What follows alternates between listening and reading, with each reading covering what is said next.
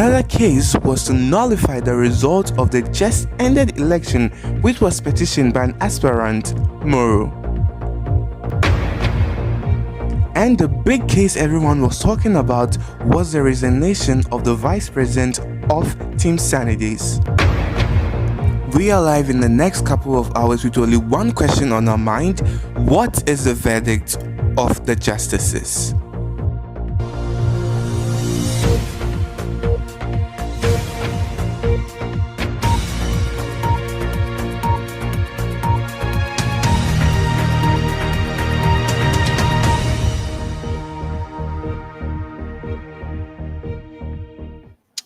Good afternoon, and thank you for joining our special coverage of the verdict declaration of the SRC Court of Judicature.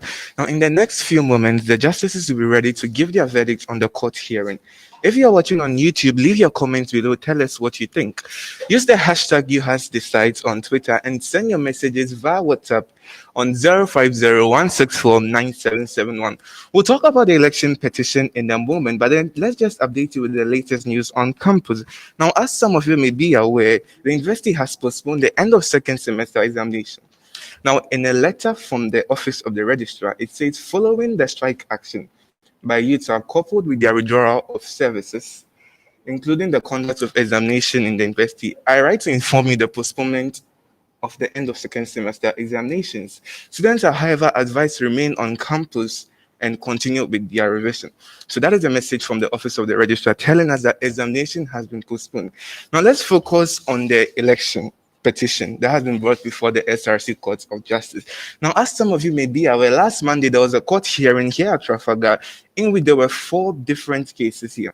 Now, out of the 4 cases, 3 of them, were actually related to the petition, were related to the SRC election. So the first case was a petition by Ms. Washington on contempt against the SRC Court of Justice.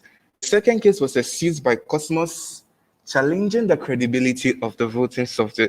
While the third case was a petition by Maurice Shaku to nullify the result of the local NOGS election just held. And the last case was a suit against the Electoral Commissioner by Emmanuel Kwabena-Boateng. Now, these were the 4 cases that were here in the court last Monday. Now, out of this, the first case, which was a petition by one student on contempt against the EC, was dismissed as having no merit. While the second case, which was challenging the credibility of the voting software. Now, in this case, the justices asked the petitioner to go and rewrite the case because in this case, they were challenging the credibility of the voting software and there was no defendant for the case. Now, the third and fourth case is actually where there's going to be so much tension and so much anticipation today here at the Court of Justice. So last week there was hearings, people were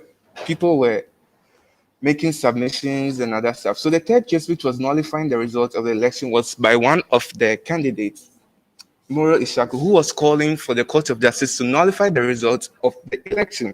According to him, he was saying that the software has been read, therefore there should be a re-election and a cancelling of the whole voting process. But at the end of the last court hearing, there were 4 things that we established: that nobody has the right to sue someone for contempt against the court, only the court does. The second thing was that the Chief Justice was a presiding judge without a vote among the 5 other justices. So if you're watching the stream last week, you noticed that there were 6 justices over there, whilst the person in the middle was the Chief Justice. He was without a vote, whilst the other 5 justices. The third thing we learned was that though the voting software was breached, no evidence has been established that it led to wrongful voting.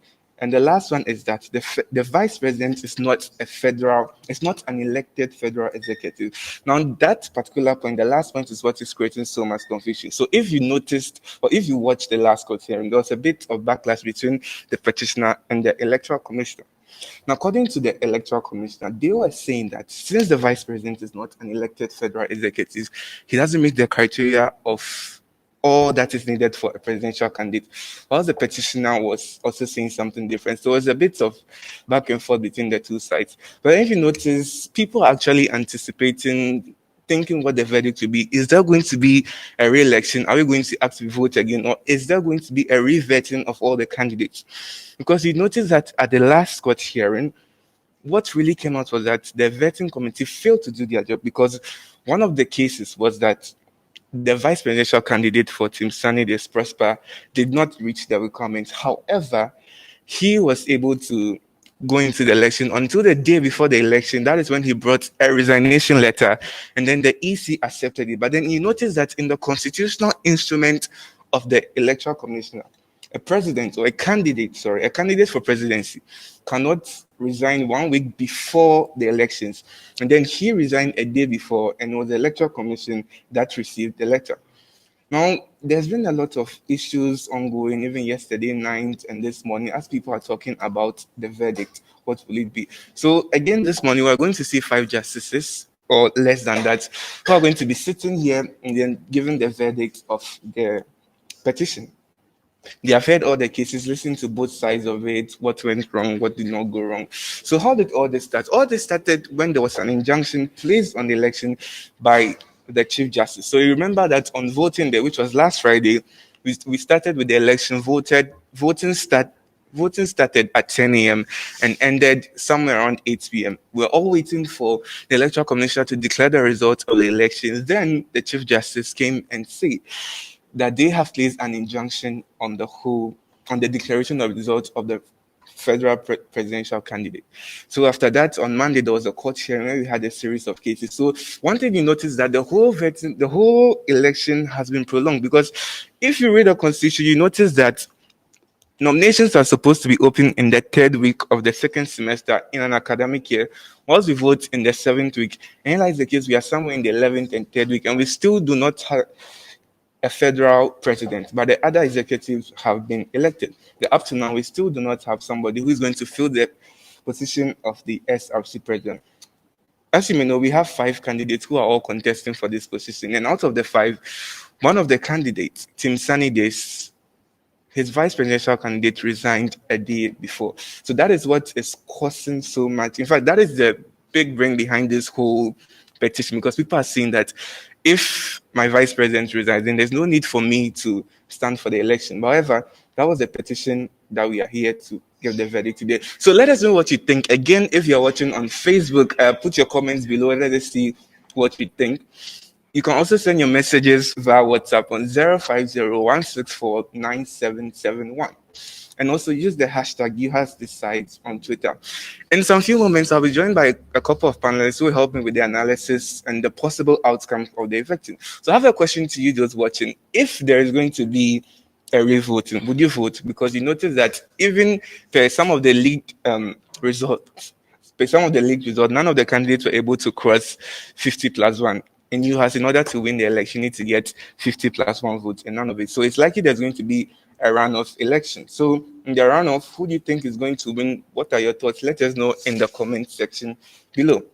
Now let's just go to the Constitution and pick a few things that we learned from the last Court of Justice. Now that was most of us our first time seeing how it was in the Court of Justice. You notice that there are so many rules and regulations here. One of the big things we learned is that you can't just, in order for you to play a petition, there needs to be a defendant and a respondent.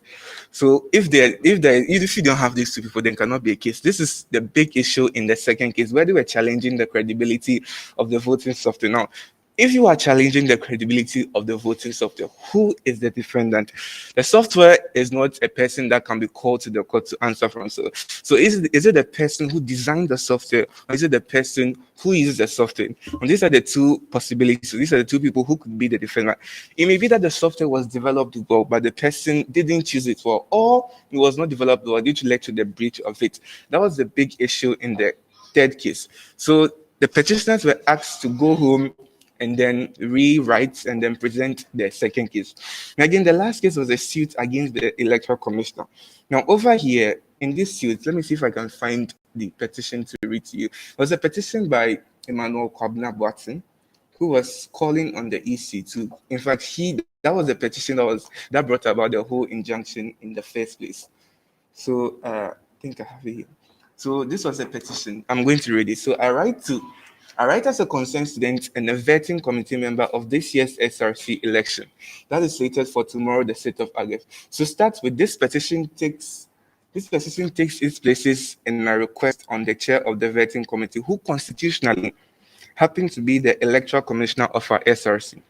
Your noble office was duly copied in this petition in regards the petition that the issues surrounding the aspirant, Mr. Prosper Komi Obite's GPA, should be thoroughly investigated and that the issue should come clear on the documents the aspirant submitted. Secondly, Your Honor, it should be noted that the federal president and vice presidential candidate pick up forms as a team. Any issue arising from the vice part affects the president and vice versa. Now, thirdly, attached to the petition is a letter released by the Electoral Commissioner on resignation on the same aspirant. In this letter, the aspirant stated clear in his wishes that in his wish he allows Mr. Rudolph to contest alone. Unfortunately, sir, this is an implication that undermines the provision of the Constitution, like I said.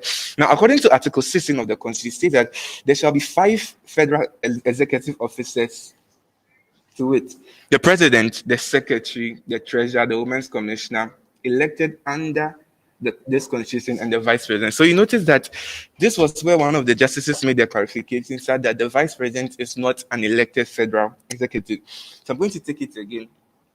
Article